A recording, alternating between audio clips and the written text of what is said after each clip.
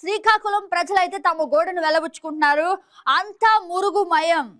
ఇక ఇది చూసినట్లయితే నిజంగా అంటే శ్రీకాకుళంలో నిన్నటి వరకు డయేరియా అయితే ఒక గొప్ప అంటే ఎప్పటికప్పుడు ఆ డయేరియాకి క్షతగాత్రులు లేదంటే మరణాలు సంభవించడం అలాంటివి చూస్తూ వచ్చాం. ఇప్పుడు కొత్తగా అంతా మరుగుమయం. ఇకనైనా ఇక్కడ ప్రాంతం కాస్త నీట్ గా చేయండి సారు అంటూ రిక్వెస్ట్ చేస్తున్నట్లు మనం చూడొచ్చు. ఇక శ్రీకాకుళం జిల్లా ప్రత్యేకత వచ్చినట్లయితే ఉత్తరాంధ్ర ప్రాంతానికి చెందిన శ్రీకాకుళం జిల్లాలో ప్రత్యేకమైన ఆహార సంస్కృతి కనిపిస్తుంది. సముద్ర తీర ప్రాంతం కావడంతో చేపల వంటలు ఇక్కడ ఎక్కువగా ఉంటాయి. చేపల పులుసు, రొయ్యల వేపుడు, పీత కూరలు ఈ ప్రాంతంలో ప్రసిద్ధి. ఇక గ్రామీణ ప్రాంతాల్లో జొన్న రొట్టె, పప్పు వంటలు కూడా విస్తృతంగా చేస్తారు. ఇక సాదా సీదా పదార్థాలతో చేసిన ప్రత్యేక రుచులతో నిలిచే వంటలు శ్రీకాకుళం జిల్లా ఆహార ప్రత్యేకత.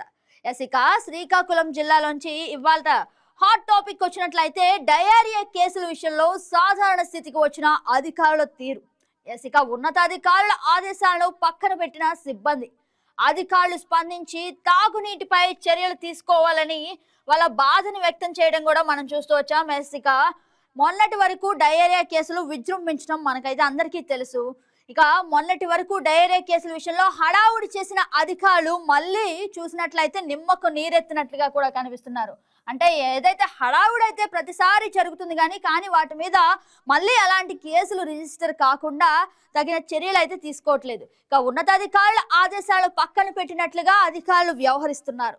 మురుగునీరు కుళాయి పైప్ లైన్ లోకి వెళ్లే ముందే అధికారులు తాగునీటిపై దృష్టి పెట్టే చర్యలు తీసుకొని ఉంటే అతిసారా బారిన పడి అమాయక ప్రజలు ప్రాణాలు విడిచేవారు కాదని ప్రజలు వారి గోడును వెళ్లబుచ్చుకుంటున్నారు. ఇంత జరిగిన నగరంలో తాగునీటి పైప్ లైన్ల దుస్థితి ఏ మాత్రం మారలేదని, పైప్ లైన్లు ఇంకా మురుగు కాలువల్లోనే దర్శనమిస్తున్నాయని ప్రజలు వారి ఆవేదన వ్యక్తం చేస్తున్నారు. ఇప్పటికైనా అధికారులు స్పందించి తాగునీటిపై చర్యలు తీసుకోవాలని కోరుతున్నారు. ఇలాంటి డయేరియా కేసుల విషయంలో అధికారులు గనక తగిన జాగ్రత్తలు తీసుకుంటే అసలు ఇంత కష్టం వచ్చి పడేది కాదంటున్నారు శ్రీకాకుళం ప్రజలు.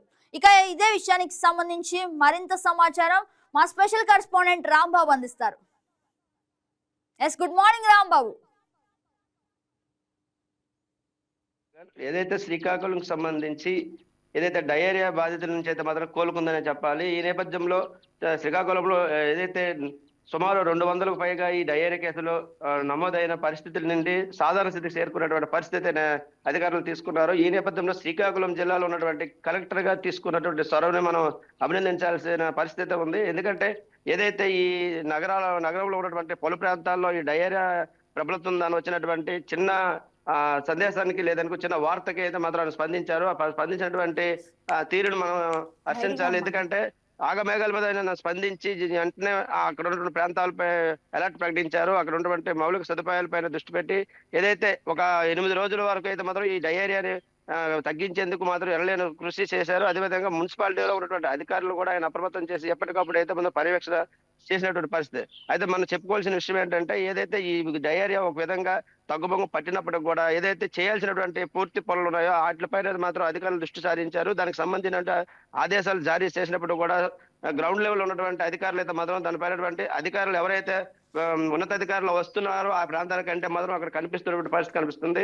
లేదంటే అటువైపు వెళ్ళిన పరిస్థితి కనిపిస్తుంది. ఎందుకంటే కలెక్టర్ గారు లేదా ఎమ్మెల్యే గారు లేదా ఎవరైనా ఉన్నతాధికారులు మాత్రం ఈ ప్రాంతానికి వస్తున్నారని తెలిస్తే మాత్రం ఉదయం ఎక్కువజాము నుంచి అక్కడ ఉన్నటువంటి స్థానిక అధికారులు కావచ్చు, సచివాలయ సిబ్బంది కావచ్చు, అదేవిధంగా మున్సిపాలిటీలో పనిచేస్తున్నటువంటి శానిటరీ సిబ్బంది కూడా అక్కడ ఉండి వాళ్ళకి ఏదైతే ఆ క్షణానికి వాళ్ళని మెప్పించే విధంగా అయితే పనిచేస్తున్నారని కనిపిస్తుంది. లేదా అటువైపు రాని అయితే మాత్రం ఆ వైపు కూడా కనైతే చూడనటువంటి పరిస్థితి కనిపిస్తుంది అనేది మాత్రం స్థానికంగా ఉన్నటువంటి ప్రజలు కూడా నుంచి వస్తున్నటువంటి ఆరోపణలు కూడా మనం చూస్తున్నాం. ఏదైతే ఈ డయేరియా దేనివల్ల అయితే ప్రబలిందో అనే విషయం పైన అందరికీ తెలిసినటువంటి విషయం అయినప్పటికీ కూడా దానికి సంబంధించిన పూర్తి పనులను పర్యవేక్షించి ఎక్కడికక్కడ ఈ మురుగునీటిని అదే విధంగా డ్రైనేజ్ నుంచి ఎక్కడ స్టాక్ కాకుండా నిలుపుదల కాకుండా తరలించే ప్రక్రియ అయితే మాత్రం జిల్లా అధికారులు ప్రారంభించారు. దానికి సంబంధించిన పనులు చేయడానికి అన్ని విధాలుగా వాళ్ళకి కావాల్సినటువంటి సదుపాయాలు కూడా కల్పించారు. ఏదైతే ఈ డ్రైనేజ్ క్లీనింగ్ చేయాలి దానికి సంబంధించినటువంటి యంత్రాలను కూడా ఏర్పాటు చేశారు. అయినప్పటికీ కూడా ఈ పనులు మాత్రం చాలా స్లోగా జరుగుతున్నాయి. ఈ నేపథ్యంలో డయేరియాతో బాధపడినటువంటి గతంలో ఏదైతే ఈ గత కొన్ని రోజుల్లో బాధపడుతున్న పరిస్థితి అయితే చూసిన ప్రజలు తన వద్ద ఉన్నటువంటి ఈ వ్యర్థాలను అదేవిధంగా ఈ అపరిశుభ్రతమైనటువంటి వాతావరణం చూసి వీళ్ళు కూడా భయాందోళన చెందుతున్నటువంటి పరిస్థితి కనిపిస్తుంది. ఈ నేపథ్యంలో గతంలో మన సోమవారం గ్రీవెన్స్ కూడా పలు కంప్లైంట్లు కూడా ఈ డయేరియాకి సంబంధించి మా వీధిలో చెత్త పూరుకుపోయింది, అదేవిధంగా మాకు ఉన్నటువంటి కాలువలు కూడా పూడికలు తీయట్లేదనేది వాదన కూడా వినిపించినటువంటి పరిస్థితి మనం చూస్తాం. ఏదేమైనప్పుడు కూడా డయేరియాని నిర్మూలించామని ఒక విధంగా అధికారులు భావిస్తున్నప్పుడు కూడా మరలా అది ప్రబలకుండా ఉండేందుకు ఎటువంటి చర్యలు తీసుకోవాలనే విషయం పైన మాత్రం ఆ అధికారులు దృష్టి పెడుతుంటే మాత్రం స్థానికంగా ఉన్నటువంటి కొంతమంది అధికారులు దీనిపైన కొంచెం ఉదాసీనత చూపుతున్నారు. సరే, దీనికి సంబంధించినటువంటి ప్రత్యామ్నాయంగా పనులు కూడా చేయించే పరిస్థితిలో లేరనేది మనం చెప్పాలి కదా. ఎస్ రాంబాబు, మనం చూసుకున్నట్లయితే ముఖ్యంగా ఇక్కడ ఒక్క విషయం అంటే డయేరియా అంటే ఎక్కువగా మురుగునీరు లేదంటే పరిశుభ్రమైన నీళ్లు తాగకపోతే లేదంటే అలాంటి వ్యాధులు ఎక్కువగా వచ్చే అవకాశం ఉంది. కానీ డయేరియా అనేది అక్కడ అధికారులు గనక పూర్తి శ్రద్ధలతో గనక మంచి చర్యలు తీసుకుంటే అసలు అంతమంది ప్రాణాలు పోవు. అంటే అధికారుల నిర్లక్ష్యమే ఇక్కడ ప్రధాన కారణంగా మనం చూడొచ్చు. ఏదైతే ఈ డయేరియా సంబంధించి అక్కడ ఉన్న 5 ప్రాంతాల్లో ముందుగా వచ్చినటువంటి ఏదైతే సోకిందో దీనికి సంబంధించినటువంటి ఈ డయేరియాకి ముఖ్య కారణాలు ఏదైతే వాటర్ ఫెసిలిటీస్ ఉందో, ఈ మున్సిపాలిటీ నుంచి వస్తున్నటువంటి వాటర్ ఏదైతే ప్రజలకు అందిస్తున్నారో ఆ వాటర్ ఏదైతే ఎక్కడో ఒక దగ్గర కలుషితమైంది, అందులో మురుగునీరు చేరింది, దాని ద్వారా ఈకోలైన ఒక బ్యాక్టీరియా కూడా ఆ వాటర్ లో కలిసింది అనేది మాత్రం అధికారులు తేల్చారు. ఈ బ్యాక్టీరియా వలన అనేక మంది ఎవరైతే ఈ ప్రజలు ఆ వాటర్ అక్కడ ఉన్నటువంటి ఆ ప్రాంతంలో ఉన్నటువంటి వాటర్ వినియోగించారో వాళ్ళందరూ కూడా ఈ వ్యాధి లక్షణాలు కనిపించాయి. ఎవరైతే వ్యాధి నిరోధక శక్తి తక్కువగా ఉన్నటువంటి వ్యక్తులను ఇది ప్రభావితం చేసింది. ఈ నేపథ్యంలో అధికారులు కూడా అంతే స్పీడ్ లో స్పందించారు. అదేవిధంగా కూటమి ప్రభుత్వం ద్వారా అయితే మాత్రం ఉన్నటువంటి జిల్లాలో ఉన్నటువంటి కలెక్టర్ తో పాటు అదేవిధంగా ఈ ఆరోగ్య శాఖను కూడా అలర్ట్ చేసి అయితే మాత్రం ఏదో విధంగా ఒక మరణాలను అయితే మాత్రం అధిక సంఖ్యలో రానివ్వకుండా వ్యాధిని కంట్రోల్ చేశారు. అక్కడ ఉన్నటువంటి ప్రజలను కూడా సురక్షితంగా ఈ వ్యాధి బారి నుంచి కోలుకునే విధంగా చేసినటువంటి పరిస్థితులు ఉన్నాయి. అయినప్పుడు కూడా అటు నగరపాలక శాఖ మంత్రి నారాయణ వచ్చి రివ్యూ నిర్వహించారు. అదేవిధంగా సంబంధిత అధికారులు కూడా రివ్యూల మీద రివ్యూలు చేసి అధికారులను అప్రమత్తం చేస్తున్న పరిస్థితి కనిపిస్తుంది. ఏదేమైనప్పుడు గత కొన్ని రోజులుగా ఏదైతే ఏళ్ల తరబడి ఉన్నటువంటి పైప్ లైన్లు అదే మురుగు నీళ్ళలో ఉండడం, అదేవిధంగా ఈ తాగునీరు పైప్ లైన్లు అదేవిధంగా మురుకాలు రెండు ఒకే ప్రదేశంలో ఉంటాయి. అంటే ఒక అడుగు లోతులో మంచినీటి కొలాయి పైప్ లైన్లు అయితే మురుగునీటిలోనే ఉండే పరిస్థితి మనం చూస్తున్నాం. దానికి సంబంధించి ఎక్కడ ఏ చిన్న లీక్ అయినా లేకపోతే పింపురు పట్టి ఎక్కడ హోల్ పడినా సరే ఈ మురుగునీరు తాగునీరు రెండు కలిసి మాత్రం ప్రజలకు వెళ్తుందని మనం గుర్తించారు. ఇప్పుడు కూడా ఆ పరిస్థితి చక్కదిద్దే పరిస్థితి కనిపించలేదు. ఎందుకంటే ఎక్కడైతే ప్రభావితం చెందిందో, ఎక్కడైతే డయేరియా ప్రబలిందో ఆ ప్రాంతంలో అయితే మాత్రం పనులు పూర్తిగా చేశారు. కానీ జిల్లాలో ఉన్నటువంటి అదేవిధంగా వివిధ ప్రాంతాల్లో ఉన్నటువంటి ఈ మున్సిపాలిటీ నుంచి వచ్చినటువంటి వాటర్ ఫెసిలిటీస్ పైన మాత్రం పూర్తి స్థాయిలో అధికారులు దృష్టి సారించాలి. ఏదైతే ఈ అధికారులు వాటర్ రోజుకు 2 పూట్ల ఈ ప్రజలకు అందజేస్తున్నారు. చెప్పండి, అంటే నిజంగా అక్కడ డయేరియాతో ప్రాణాలు కోల్పోయిన వారికి ప్రభుత్వం ఏమైనా అండగా ఉంటుందా? వాళ్ళకి ఏమైనా ఎక్స్గ్రేషియా లాంటిది ఏమైనా ప్రకటిస్తుందా?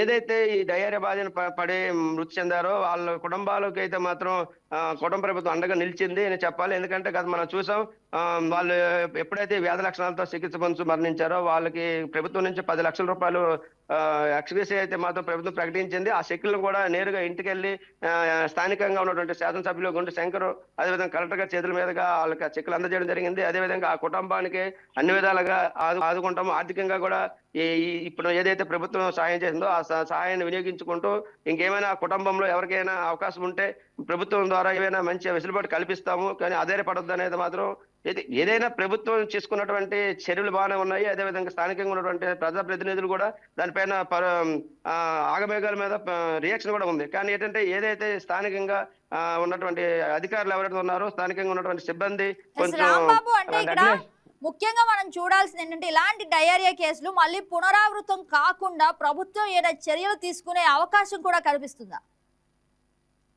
నిజం. ఏదైతే ఈ డయేరియాని మరలా ఈ ప్రాంతంలో కావచ్చు, అదేవిధంగా శ్రీకాకుళం జిల్లాలో ఏ ప్రాంతంలో కూడా మళ్ళీ ప్రబలకుండా ఉండేందుకు జిల్లా కలెక్టర్ అదే విధాలైనటువంటి ప్రయత్నాలు చేస్తున్నారు.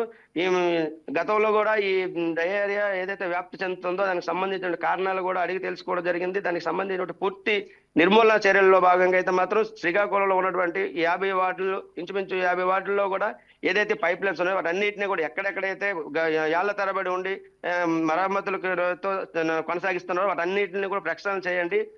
తక్షణమే కొత్త పైప్ లైన్లు వేయండి. అదేవిధంగా మురుగునీటిలో ఉన్న ఏ ఒక్క పైపులు కూడా ఉంచకుండా దాన్ని రిమూవ్ చేసి అదేవిధంగా కొత్త పైప్ లైన్స్ వేయాలి అనేది జిల్లా కలెక్టర్ గారు ఆదేశాలు జారీ చేశారు. దానికి సంబంధించినటువంటి నిధులను కూడా కూటమి ప్రభుత్వం మంజూరు చేసిందని గత రివ్యూలో అయితే మాత్రం మంత్రి కూడా చెప్పినటువంటి పరిస్థితి మనం చూస్తున్నాం.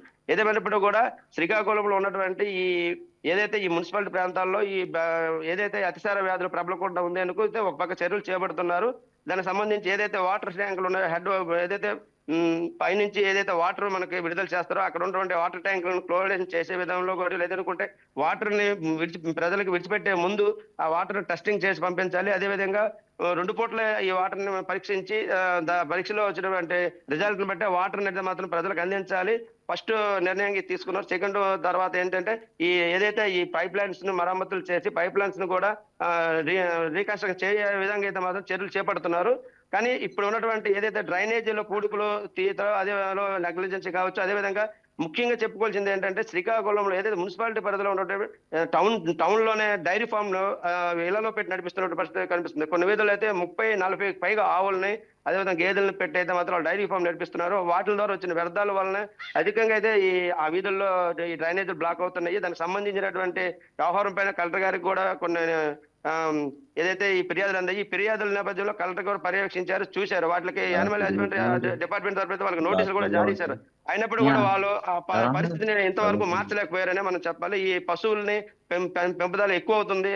ఏదైతే నగరపాలక సంస్థలో ఉన్నటువంటి టైట్ గా ఉన్న వీధుల్లో కూడా ఒక 5 నుంచి 10, 10 నుంచి 20 ఆవుల వరకు కూడా ఈ గేదెలతో కలుపుకునే వాళ్ళు డైరీ ఫామ్ నడిపిస్తున్న పరిస్థితి కనిపిస్తుంది. దీనిపైన అధికారులు ప్రత్యేకించి శ్రద్ధ చూపించి వాళ్ళకి ప్రత్యేకంగా ఎక్కడైనా ఏర్పాటు చేసేయనే ఉండాలి. లేదనుకుంటే వాటికి ఏ విధమైన చర్యలు తీసుకుంటారనేది మనం చూడాలి. ఎందుకంటే అక్కడ ఉన్నటువంటి వీధుల్లో ఉన్నటువంటి చాలా మంది ఫిర్యాదులు చేస్తున్నప్పటికి కూడా ఈ తంతు అయితే మాత్రం నిర్మూలించలేకపోతున్న పరిస్థితి కనిపిస్తుంది. గగన right Rambabu, thank you for the update. ఈ వీడియో మీకు నచ్చినట్లయితే లైక్ చేయండి, షేర్ చేయండి, మా ఛానల్ కి సబ్స్క్రైబ్ చేయండి.